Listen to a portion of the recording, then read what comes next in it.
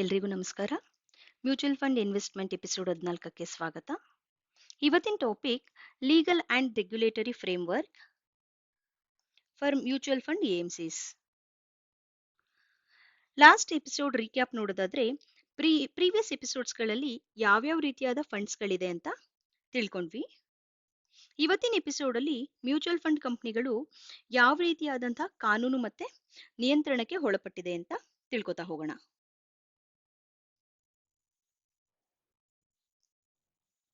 So ನಮ್ಗೆಲ್ಲ ಗೊತ್ತಿರೋ ಹಾಗೆ ಎಲ್ಲಾ ಬ್ಯಾಂಕ್ಗಳನ್ನು ನಿಯಂತ್ರಣ ಮಾಡೋಕೆ RBI ಅಂದ್ರೆ ರಿಸರ್ವ್ ಬ್ಯಾಂಕ್ ಆಫ್ ಇಂಡಿಯಾ ಎಂಬ ಸಂಸ್ಥೆ ಇದೆ.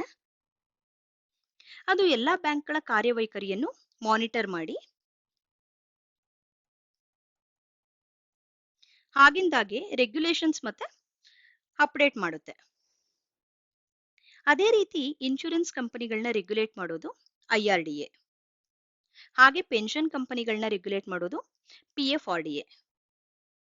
ಸೊ ಈಗ ಎಲ್ಲಾ ಹಣಕಾಸು ನಿರ್ವಹಣೆ ಮಾಡುವಂತ ಕಂಪನಿಗಳ ಮೇಲೆ ರೆಗ್ಯುಲೇಟರಿ ಬೋರ್ಡ್ಗಳು ಸರ್ಕಾರದ ಅನುಮೋದನೆಯಂತೆ ಕಾರ್ಯನಿರ್ವಹಿಸಿ ಇನ್ವೆಸ್ಟರ್ಸ್ಗಳಿಗೆ ಮೋಸ ಆಗದಂತೆ ನೋಡ್ಕೊಳ್ಳುತ್ತೆ. ಇದೇ ರೀತಿ ಮ್ಯೂಚುವಲ್ ಫಂಡ್ ರೆಗ್ಯುಲೇಟ್ ಮಾಡೋಕೆ ಸೆಬಿ ಇದೆ, security exchange board of India. ಇದನ್ನ ಸರ್ಕಾರ 1988ರಲ್ಲಿ ರಚಿಸಿದೆ.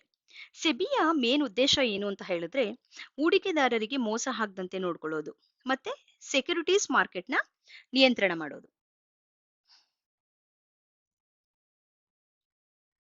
ಈಗ ನಾವು ಸೆಬಿ ಮ್ಯೂಚುವಲ್ ಫಂಡ್ ನಲ್ಲಿ ಯಾವ ರೀತಿಯಾದಂತಹ ರೆಗ್ಯುಲೇಟ್ ಮತ್ತೆ ಪಾಲಿಸೀಸ್ ಮಾಡುತ್ತೆ ಅಂತ ನೋಡೋಣ.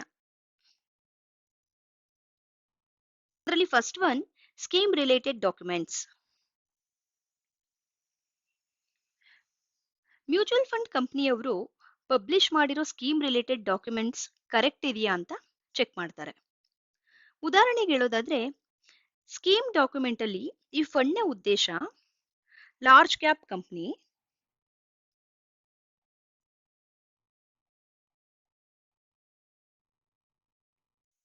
ಈ ಕಂಪನಿಗಳ ಮೇಲೆ ಇನ್ವೆಸ್ಟ್ ಮಾಡೋದು ಅಂತ ಅಪ್ಡೇಟ್ ಮಾಡಿ ಈ ಫಂಡ್ ನ ಲಾರ್ಜ್ ಕ್ಯಾಪ್ ಕ್ಯಾಟಗರಿಲಿ ಅಪ್ಡೇಟ್ ಮಾಡಿರ್ತಾರೆ.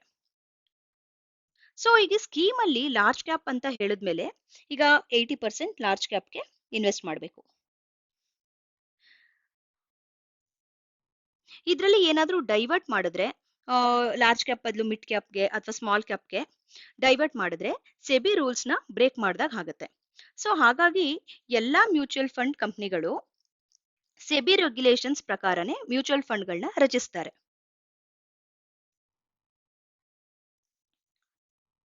Next one net asset value. ಪ್ರತಿದಿನ ಮ್ಯೂಚುವಲ್ ಫಂಡ್ ಕಂಪನಿಯು ತನ್ನ ಎಲ್ಲಾ ಫಂಡ್ಸ್ಗಳ ನೆಟ್ ಅಸೆಟ್ ವ್ಯಾಲ್ಯೂನ ಕ್ಯಾಲ್ಕುಲೇಟ್ ಮಾಡಿ ಕಂಪನಿ ಆನ್ಲೈನ್ ಪೋರ್ಟಲ್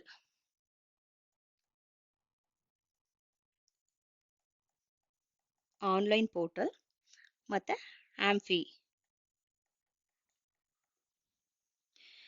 ಪೋರ್ಟಲ್ ಅಲ್ಲಿ ಮ್ಯಾಂಡೇಟ್ ಆಗಿ ಅಪ್ಡೇಟ್ ಮಾಡಬೇಕು. ಇದನ್ನ ಸೆಬಿ ಮಾನಿಟರ್ ಮಾಡುತ್ತೆ.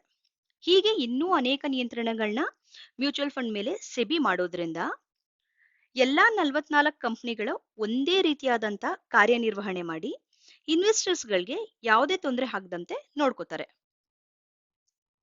ಒಟ್ಟಾರೆಯಾಗಿ ಹೇಳೋದಾದ್ರೆ ಮ್ಯೂಚುವಲ್ ಫಂಡ್ ಕೂಡ ಒಂದು ಲೀಗಲ್ ಮತ್ತೆ ಸರ್ಕಾರದ ಅಡಿಯಲ್ಲಿ ಬರುವ ಸೆಬಿ ನಿಯಂತ್ರಣದಲ್ಲಿ ಇರೋದ್ರಿಂದ ಧೈರ್ಯವಾಗಿ ಮ್ಯೂಚುವಲ್ ಫಂಡ್ ನಲ್ಲಿ ಹೂಡಿಕೆ ಮಾಡಬಹುದು. ನೋಡಿದ್ರಲ್ಲ ವೀಕ್ಷಕರೇ, ಇವತ್ತಿನ ಎಪಿಸೋಡ್ ಅಲ್ಲಿ ಸೆಬಿ ಯಾವ ರೀತಿ ಮ್ಯೂಚುವಲ್ ಫಂಡ್ ನ ರೆಗ್ಯುಲೇಟ್ ಮಾಡುತ್ತೆ ಅಂತ ತಿಳ್ಕೊಂಡ್ವಿ. ಇವತ್ತಿನ ಎಪಿಸೋಡ್ ಇಷ್ಟ ಆಗಿದ್ರೆ ನಮ್ಮ ಚಾನಲ್ ನ ಸಬ್ಸ್ಕ್ರೈಬ್ ಮಾಡಿ, ಹಾಗೆ ಪ್ಲೇ ಲಿಸ್ಟ್ ಅಲ್ಲಿ ಮ್ಯೂಚುವಲ್ ಫಂಡ್ ಬೇಸಿಕ್ಸ್ ಬಗ್ಗೆ ಎಲ್ಲಾ ಎಪಿಸೋಡ್ಸ್ ಗಳನ್ನ ಅಪ್ಲೋಡ್ ಮಾಡಿದೀವಿ, ಒಂದ್ಸಲ ಚೆಕ್ ಮಾಡಿ. Thank you.